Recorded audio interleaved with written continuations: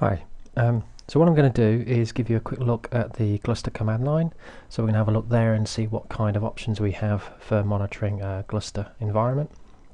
And then we're going to introduce a Gstatus tool that I've written to try and automate some of the checks. So first off, let's have a look at what I have here, which are four nodes that are in a cluster at the moment. So you have a peer status command, so you can see that this particular peer has three connected boxes. So this is a four node environment. And if we take a look at what volumes we have through the gluster vol command, we can see that we have two volumes defined. Let's drill a little bit deeper with an info. So we can see which bricks, which file systems on these nodes, RHS 1, 2, 3 and 4 here, which of these bricks actually make up the volume. So we can see from this output that we have a distributed replicated volume. We're not seeing the relationship between these individual bricks, or we're not seeing any capacity information. And again, this is a second volume here called dist, which is just a distributed volume. And again, there's nothing here which tells us capacities. So if we look at, if we go into the cluster console itself, we can do a help. And we can see we've got all these commands available to us, but there are some commands which an admin would expect to be there to give state information which aren't currently there. So what I've tried to do is pull together something based on using these commands and stitching together all of the relevant information about volumes and peers and the bricks to give a coherent interface. And I've called that project Gstatus. So let's take a look to see what Gstatus would actually tell us about this cluster.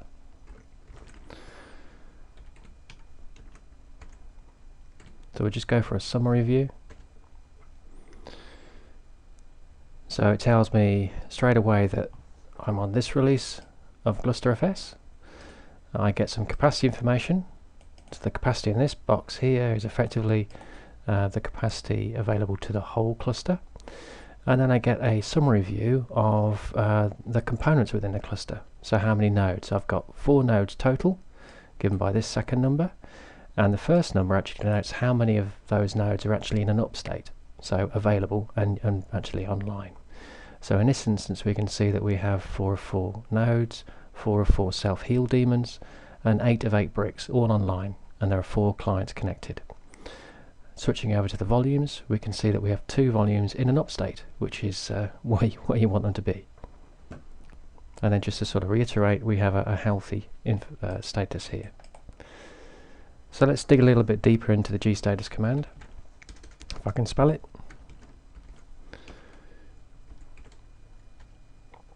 So we've got lots of options that we can choose from to tailor what it is we're looking at. I just showed you the -s. If you run it without anything, you really do get just a high level header of what the environment looks like. One of the things to sort of point to at the moment, which is kind of new, is this overcommit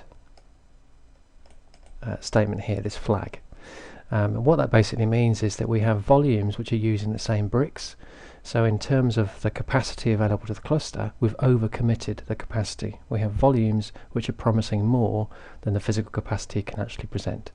Now that can be okay, especially if you're using quotas to keep particular volumes to certain sizes, but it is something which is worth pointing out, which is why I've added it in. So let's look at the volumes. And you can combine these options when you're invoking. So let's have -a, which is going to give us everything. Now we can see there's a slight delay here because what it's doing by default when you're selecting a volume view is issuing a vol heal info. So it's asking Gluster to give us a view of whether or not there are any files which need to be healed across bricks within the volumes. So there's a little bit of latency involved with that as it discovers it. I've also added an option to actually turn that off. So how you invoke it is up to you. But as you can see here, we're getting some further detailed information when we have -a, So we're breaking it down into each volume, REPL and dist. So here we can see that we have here the volume is in an up state. We've got 4 of 4 bricks. We're given some capacity information and capacity usage. We're told that there are self-heal daemons. 4 of them are up of 4 available, and all files on this volume are in sync, so there is no self-heal active. We're also told that as far as the volume is concerned, it has accessibility for GlusterFS clients, which is on by default, and NFS and SMB is also on by it's on by default, but you can turn them off. And we've also got a GlusterFS client count. So if you're accessing the volumes through the GlusterFS Fuse client, then we'll get a count of how many boxes are actually connected to this individual volume from that number. Now you can drill a little bit further down into the volume itself. So if we do a -a with a let's do a summary with a volume and give it the long list, and we're going to skip the self-heal information. Now we get a bit more deeper into the environment, so we can see again, here's our header, here's our volumes as we had before, showing that they're in an up state, and then we get a little bit deeper now to see what REPL is actually made from. So we can see how Glusters has layered the translators, the distribution translator and then the replication translator, to give us this association or this relationship between these bricks. So as you can see here, this brick is in a replication pair with this brick. So correspondingly, if you lose one of these bricks, you get a good visualization of the impact. So let's do that. Let's take away some. Let's be nasty to this cluster and see what happens. So let's go on to the second node of the cluster. We're going to find one of the GlusterFS processes which manages one of the bricks, and we're going to kill it.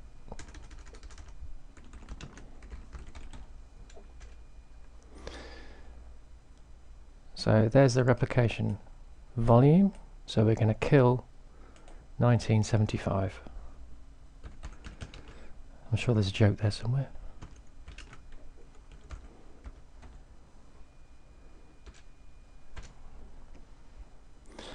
Let's go back. Let's have a look to see what it tells us now. So now it's telling us that this brick is down. So in our header line we say that we've got we're in a healthy state. I'll explain that later, and we've got 2 messages. So if we scroll down, we can see that we have the REPL volume is in an up, but it's degraded state. So I've introduced a couple of descriptions here. So if you're a replicated volume and you lose one of the bricks within a replica pair, I/O can still continue to the other surviving brick within a replica pair, so there's no immediate impact to service, hence the phrase degraded. However, if you were to lose this second brick within the same replica pair, then you would have a hole in your volume, as data wouldn't be available to you. And then at the bottom here we see a view of what the specific problems are. So I haven't got a node down, but it is telling me that I've got a brick in that volume is down and available. And it's also telling me, just for information, that not all bricks are online, so capacity, as given up here, is not accurate, because it can only be accurate if all the bricks are available. Okay, so let's bring that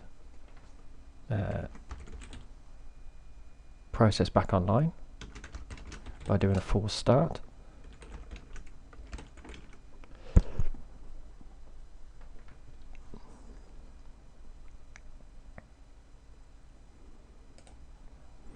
And let's run it again. So now we can see the cluster is healthy, all checks are successful, everything is up. We can see again here, we've got 8 of 8 bricks. We look up here, we had 7 of 8 bricks were online. Okay, and back up here we had one was in an up state, one was in degraded state, and now everything's back to normal, both are in an up state. Okay, so that's how it handles and sees and responds to a brick outage. So let's be increasingly nasty and let's take a node out. So we've done some nasty things to this particular node. Let's switch to this node and let's power them off.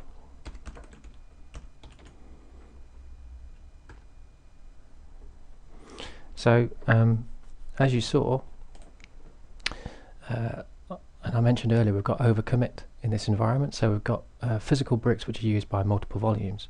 So the loss of that brick is going to impact multiple volumes.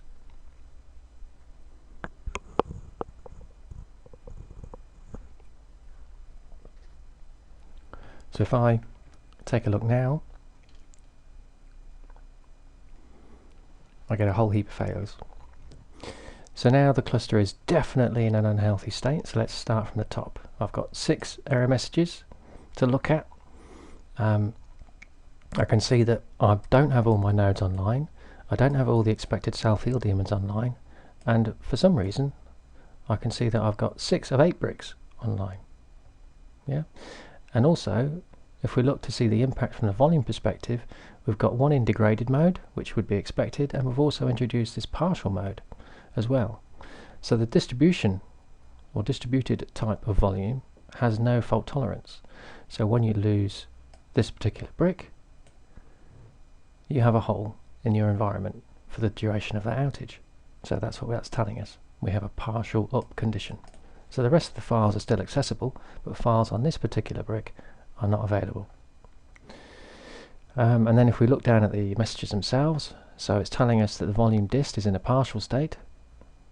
So you can just read this for yourselves. And also, key here is that when you're in a partial state, then write requests may fail against that volume.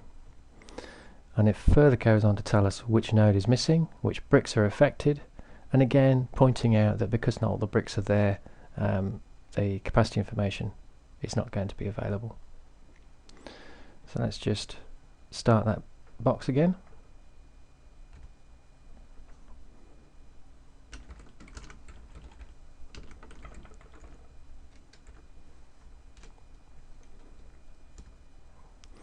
And wait for him to come back online.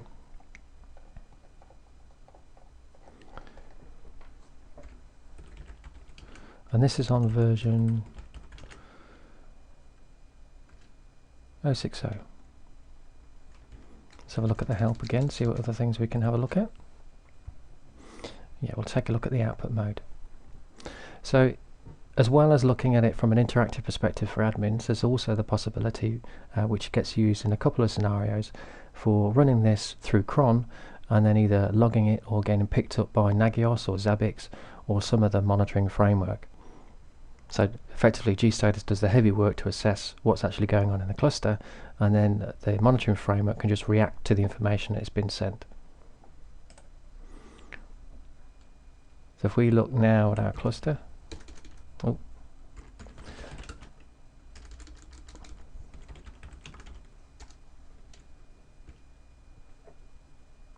okay, all our nodes are back online, all our bricks are back up, and all our volumes are back up. So it's automatically picked up those changes to the environment. Now, as I mentioned, we have this output mode here. So let's see what that does. So what we're telling us is that we have 2 different output modes available to us, JSON and key value. Choice is yours. Key value is a little bit more limited.